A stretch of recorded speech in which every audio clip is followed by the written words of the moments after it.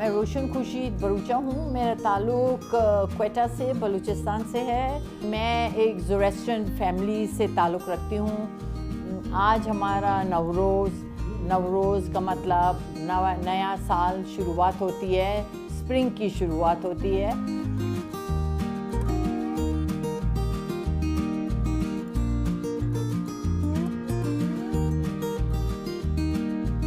तो ये नवरोज़ एक्चुअली ईरानी कैलेंडर के मुताबिक होते।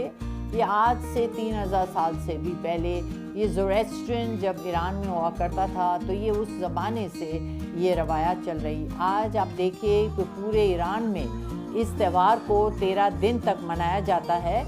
और इसी तरह हम भी जहाँ भी हमारे ज़ोरेस्ट्रियन फैमिली है, चाहे वो पाकिस्तान में है, अब्रॉड में है, इंडिया में है, सब लोग इस त्यौहार को एक खुशी का त्यौहार मनाते हैं और 13 दिन तक हम इस खुशी को मनाते हैं।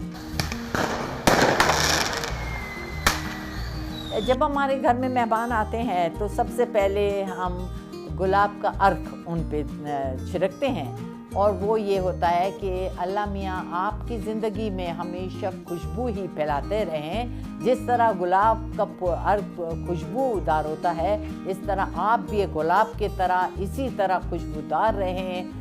और उसके बाद हम शीशा दिखाते हैं। शीशा इसलिए दिखाते हैं कि इसी तरह आप शीशे की तरह आपका चेहरा हमेशा चमकता रहे और आप हमेशा दुनिया भर में अच्छे काम करते रहें और खुशी का मकाम हो। उसके बाद हम उनको शीरीनी देते हैं, स्वीट्स के, ताकि आप मीठा खाए और हमेशा मीठा ही रहे। और ना मीठा रहे, मीठी ज़बान इस्तेमाल करें और मीठे लिहाज से लोगों से बातचीत करें। इस त्यौहार को इसलिए भी ज़्यादा मनाया जाता है कि पूरी सर्दी के बाद अचानक स्प्रिंग आता है, खुशी का मकाम आता है। दरख्तों पे फूल नज़र आते हैं, चिड़ियाँ इधर उधर नज़र आती है